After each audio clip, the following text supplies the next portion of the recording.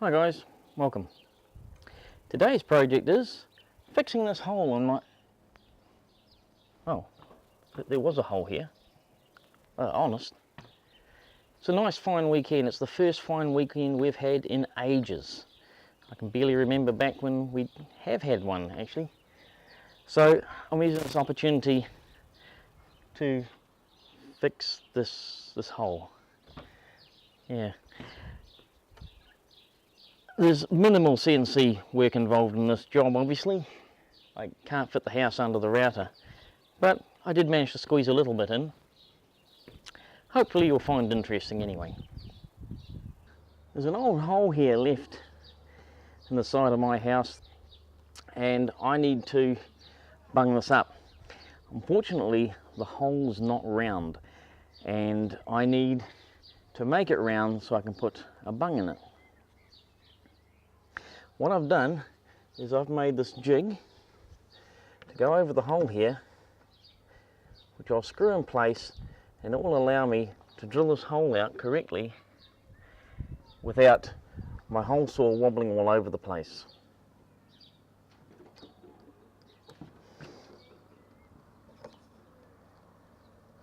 So making the jig is really simple. All we need is a scrap piece of wood, a hole saw that matches or is slightly bigger than the hole we're trying to fill, a couple of screws, and we start by simply just drilling a hole with the hole saw through a piece of scrap wood, and you want it to be reasonably thick because it's going to be used as a guide for the hole saw. We then drill a couple of holes into the wood, just anywhere that sort of suits, to fix it to the weatherboard, and that's it. That's your jig made. Now, using the same hole saw that I used to cut this jig with, I'm going to drill out this hole.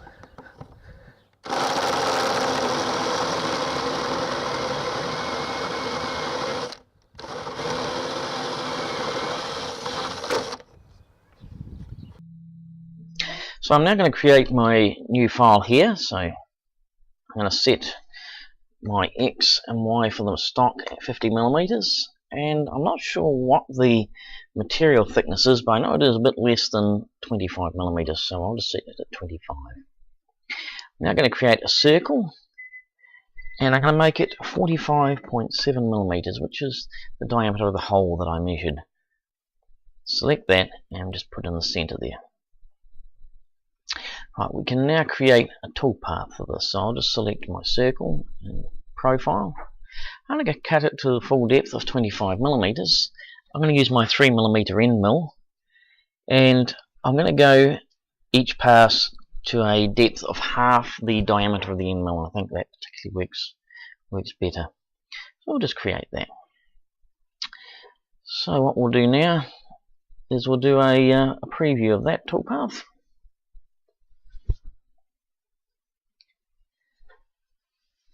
Delete the material there, and there's our plug. I can now select this and save that file to my USB stick. And I'll just put it down to the bottom here, and I'll call it plug. So I'm just dry fitting the piece to see how it goes, and that looks a pretty good fit. It's not too tight, not loose.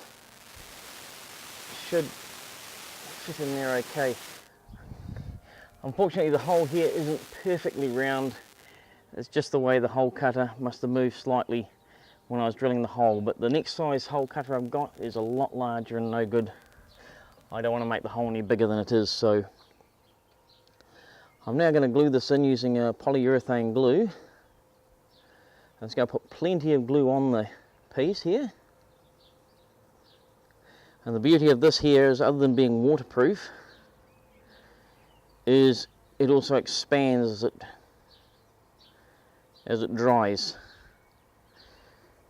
So that should help waterproof the area here. The other thing is, this is the south side of the house, so it doesn't get wet that often.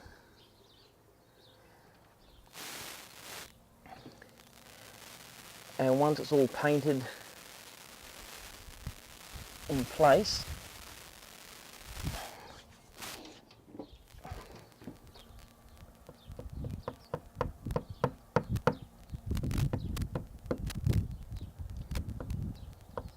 I'll just gently tap this in.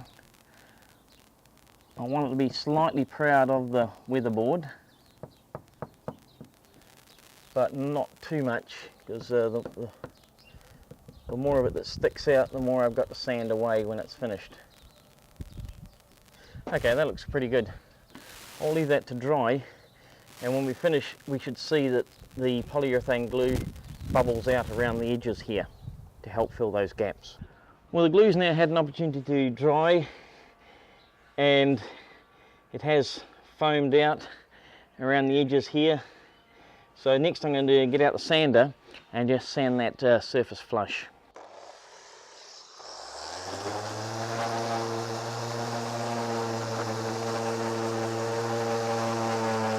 Well, that didn't take much sanding to get flush at all. Just down here there's a little bit of a scallop in here where years ago there's a bit of a dip, so I've just shaped it as well, just so it follows that. Okay, what I'm going to do is I'll get just a merest hint in here of a gap, so I'm just going to put just a very small amount of filler just in around here, but other than that, once that's primed, you won't even be able to see it. So here's a wee trick I was taught, how to seal up the end of your gap filler tubes so that the product inside doesn't go off. Just light a candle and let a pool of wax here form around the candle wick, and then simply dip the end of your tube into that wax, and once it cools off a little bit and hardens, just dip it in a few more times, and you'll end up with a build-up of wax on the end of there. And that will seal the tube so that next time you want to use it, the material in here hasn't gone off, the air hasn't been able to get down into it, and it'll be good to go once you break that wax seal. Well, there we have it, the completed repair. It's actually quite difficult to see. When I went to put the second coat of paint on, I found myself painting over here and actually only just caught the edge of it. It wasn't until I got the light in just the right place I was able to just make out the indentation that I'd had to sand in there to match the original hole. When they put the hole in for the overflow pipe, they would have drilled it from the outside of the house, from the inside of the house out, and when they pushed it out they took a wee chip out of the wood, and that's why the indentation was there. Now you might ask, why didn't I use a product like a builder's bung to fill the hole? It would have been quicker and simpler, but I find that builder's bogs, they just don't expand and contract the same as wood, and eventually, in actual fact quite quickly, what happens is the hole would become visible again as it cracked around the edge of the hole, and then eventually the piece would fall out. So by cutting a piece of wood, putting it, gluing it in there properly, matching the grain direction so that both the plug and the surrounding wood all have grain running in the same direction, and then using the minimal amount of filler just to fill any gap around the edge of the hole, you get around that problem. From up here it's very hard to see, from down there you have no show. Well, I hope that's been useful to you, and that you may be able to use the technique to fill some holes around your own home. Well, hopefully you have no holes to fill. If you've enjoyed this video, please remember to like it. In the meantime, thanks for watching, and I'll catch you guys later. I think I've earned myself a beer. Cheers!